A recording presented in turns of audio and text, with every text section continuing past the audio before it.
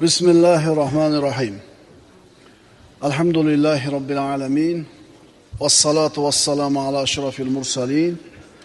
Ve ala alihi ve ashabihi ecma'in. Amma ba'd. Assalamu alaikum ve rahmetullahi ta'ala ve berekatuh.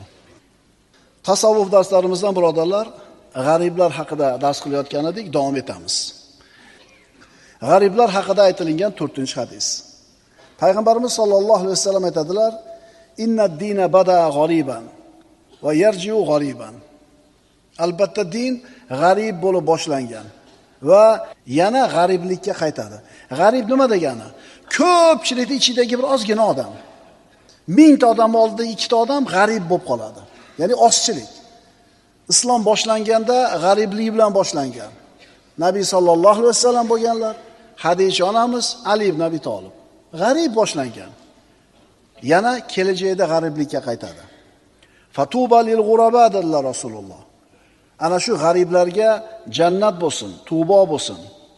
Alladina yuslihuna ma afsadan nasu min ba'di min sunnati. Tevada aytdik, g'ariblar kimlar? Odamlar buzilganda isloh qiladi, Allohning dinida tarashib tortishmaydi, ahli qibla bo'lgan odamni kofirga chiqarmaydi. Endi g'ariblar haqida aytilgan 4-hadisda Rasululloh ana shu g'ariblarni sifatlab aytadilarki, u kishilar mendan keyin odamlar buzgan sunnatimni tuzatadigan, isloh qiladiganlar. Rasululloh sollallohu alayhi vasallamning sunnati buzilganda, odamlar sunnatdan uzoq bo'lib ketganda, odamlar sunnatni unutib yuborganda, uni tiroltiradigan odamlar. Rasulullohning sunnatlari bor, birodarlar. Hammamiz Payg'ambarimiz Muhammad Mustafa sallallohu alayhi vasallamni yaxshi ko'rishligimizni da'vo qilamiz. Astagfirullah. Qul in kuntum tuhibbunalloha fattabi'uni.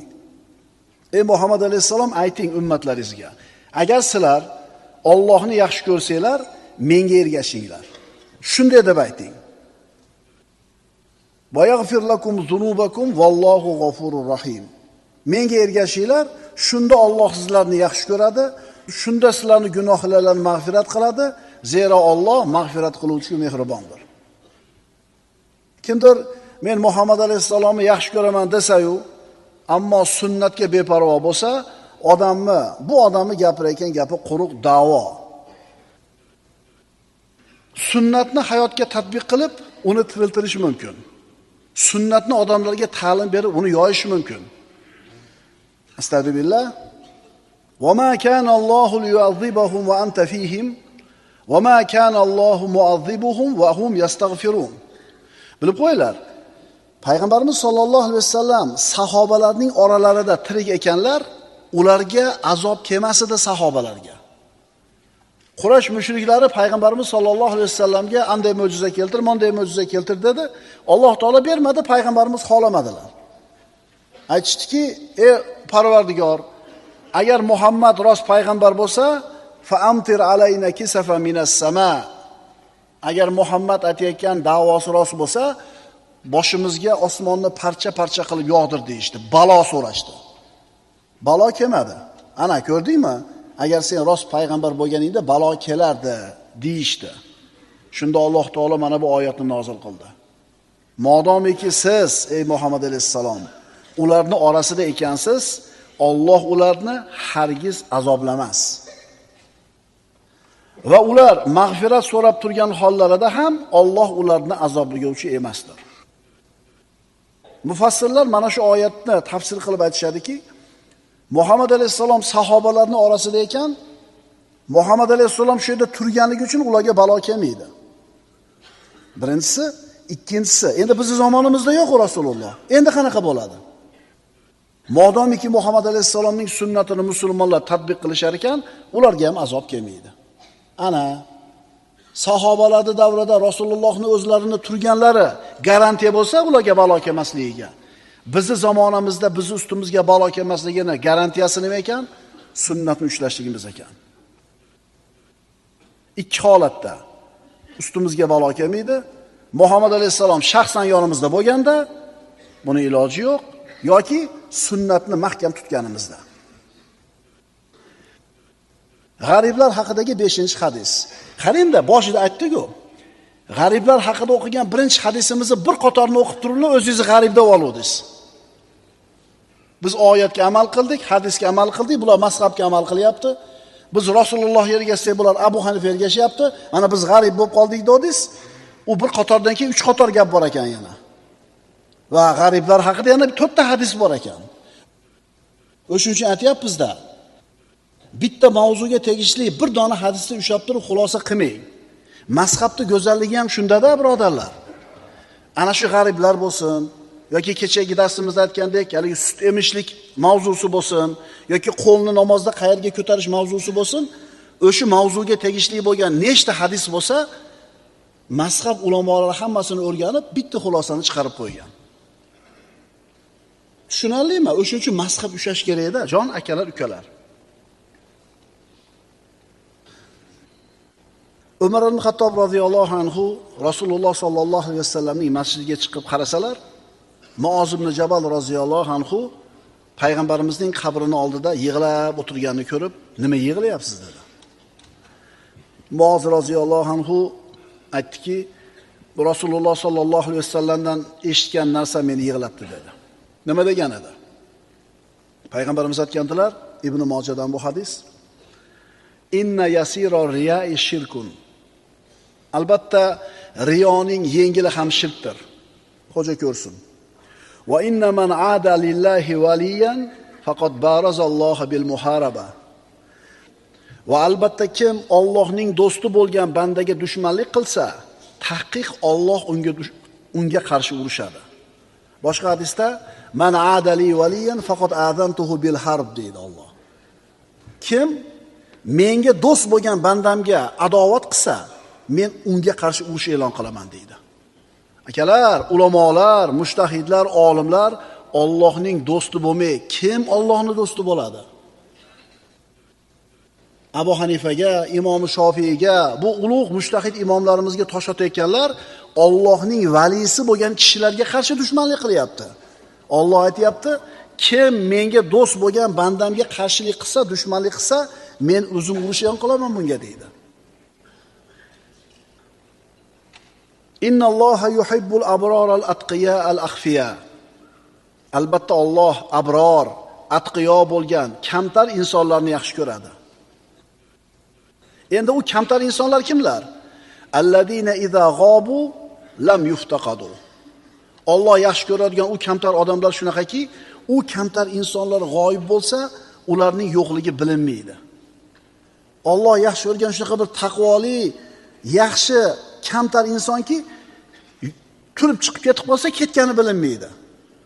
Kelib o'tirsa, borligi bilinmaydi. Va in hadaru lam yud'u va lam yu'rafu.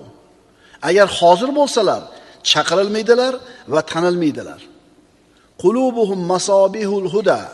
Ularning qalblari hidoyat chiroqlaridir. Yakhrujuna min kulli ghabra'a muzlima. Ular har qanday zulmatlar ichidan chiqib keladilar. Demak, bu Alloh maqtagan insonlar kamtar bo'ladi. Shunaqa odamlar bor. Kelayotganda ham bildirib kirib keladi. O'tirganda ham o'tirganligini bildiradi, chiqib ketayotganda ham sezasiz chiqib ketayotganini. Endi Alloh yaxshi ko'rgan kamtar banda qanaqa bo'ladi? Bor bo'lsa borligi bilinmas ekan. Turib chiqib ketsa chiqib ketgani bilinmas ekan. U kamtar odamlar mashhurlikni yaxshi ko'rmaydi ekan. Atqiyo, taqvodorlar ma'siyatni yaxshi ko'rmaydi ekan. Abriyolar esa ayblanmaydi ekan. Alloh mana shunday bandalarni fitna zulmatlaridan saqlaydi. Shuning uchun odamlardan hurmat talab qilinmasligi kerak. Ibtag'u rifata indalloh. Yuksaklikni, oliylikni, martabani Allohning huzuridan istaylik. Agar odamlardan istaydigan bo'lsak, bugun maqtab turgan odamlar ertaga tosh otib turaveradi o'zi. Bunaqa kamtar, abriyo odamlar hurmatni odamlar orasidan istamaydi. Hurmatni Allohning huzuridan istaydi. O'zi haqiqiy yutuq nima edi?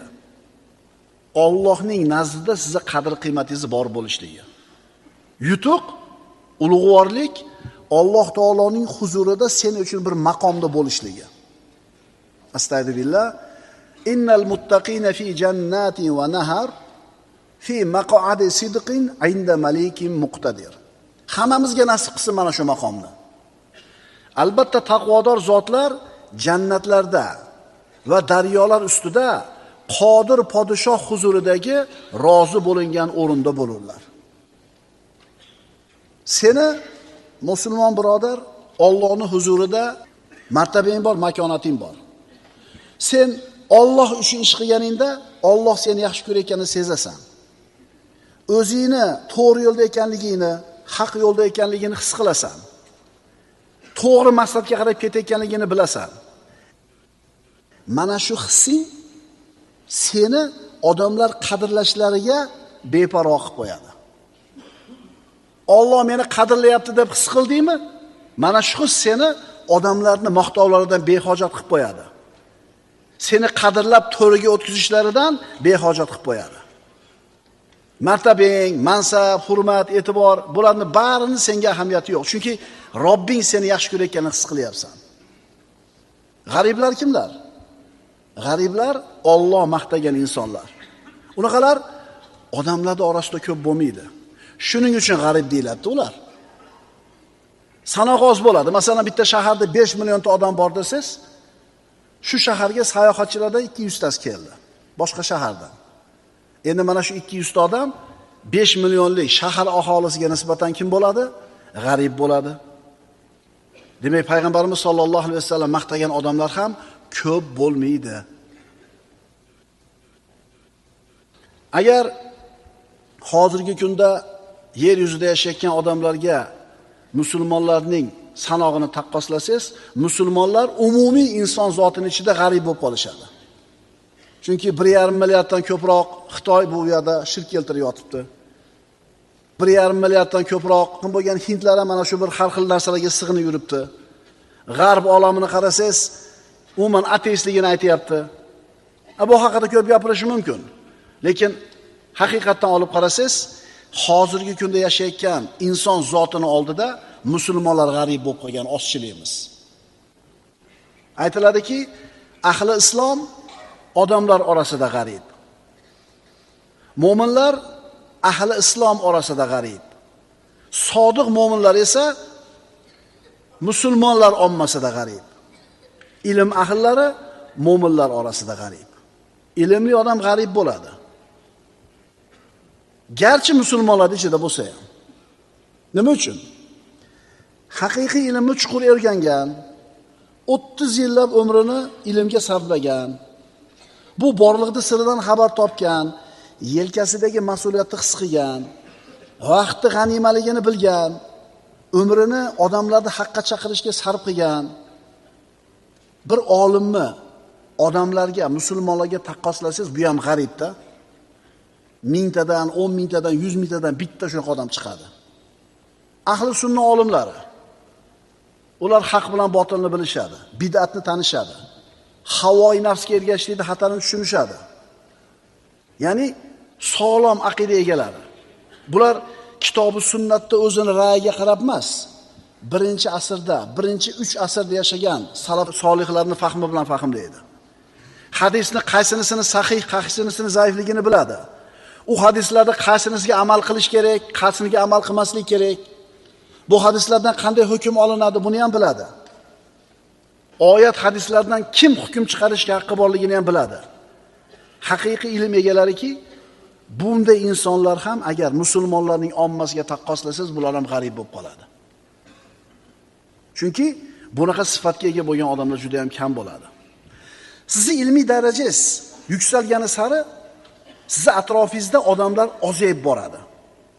Piramidani bilasizmi? Pastki qismi kengroq bo'ladi, tevaga qarab kichayib ketadi. Oxiriga borganda kichkinagina maydon bo'lib qoladi. Xuddi shunga o'xshagandek, siz bilan bizda bor bo'lgan ilmni olib qarasangiz, bunaqa ilm ko'pchiligimizda bor. Endi bizdan ilmliroq odamlarni qarasangiz, ozayyapti. Ulardan ham ilmli odamni qarasangiz, yana ozayyapti. Demak, haqiqiy ilm egasi, haqiqiy olim umumiy musulmonlarga taqqoslagani ham g'aribda. Mushtahidlar shuning uchun juda ham oz bo'ladi, birodarlar. Ana shu ozchilikda turgan, haqda turgan, kitob va sunnatni mahkam ushlagan ozchilik bilan birga bo'lishing seni haqiqiy yutug'ing. Sen haqda bo'lgan mana shunday bir ozchilik bilan birga bo'l. Chunki avvalgi darsimizda aytdik, agar Alloh taoloni odamlarning ko'pchiligi haqida aytgan so'ziga quloq solsak, nima dedi ularni? Odamlarning ko'pchiligi bilmaydi. Odamlarning ko'pchiligi shukr keltirmaydi. Odamlarning ko'pchiligi aql yurgizmaydi dedi. Astagfirullah.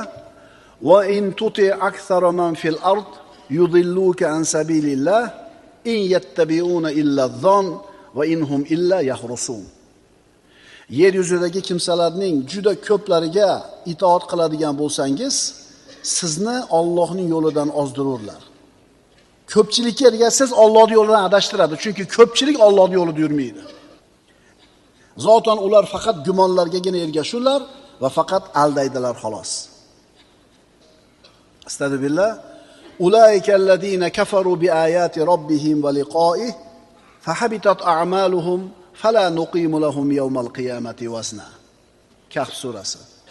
Ular Parvardigorlarining oyatlarini va u zotga ro'baro bo'lishni inkor qilishib, butun ish amallari behuda ketgan kimsalardir. Bas biz qiyomat kunida ular qilib o'tgan amallar uchun hech qanday qadr qiymat bermasmiz. Ana shu kofir mamlakatlardan bittasida bir muddat yashab, qaytib kelayotgan odam aytadi, samolyotga bilet oldim deydi. Kechasi soat 2 da aeroportda bo'lishim kerak. Taksi chaqirdim, keldi. Ketyapmiz. Tun sovuq. Yo'lda ketyapmiz. Bir imoratning oldida juda ko'p odam navbatda turibdi. Tunda, sovuq. 1 kilometrga yaqin o'chir. Haydovchidan so'radim, bular nimaga navbat turishibdi? Haydovchi aytayapti. Kunduzi e'lon qilingan edi. Mana shu do'konga ertalab soat 8 da go'sht olib kelishar ekan. Go'shtga shuncha navbat. Nimaga go'sht yo'q? Nimaga go'sht tanqis? Chunki bu yurtda zina arzon edi. Arzimagan pulga xohlagan ayolni qo'lga kiritish mumkin. Endi ayollarni go'shti arzon bo'lgandan keyin chorvalarning go'shti qimmat bo'ladi. Bu kishi aytadi, yo'l bo'yi takrorlab keldim. Bular uchun Alloh aziz bo'lmagan edi. Shuning uchun Alloh ularni xor qildi. Agar Alloh bizga aziz bo'lsa, Allohning hukmlari, Allohning amr nahiylari bizga qadrli bo'lsa, unga amal qilsak, biz ham Alloh taologa qadrli bo'lamiz.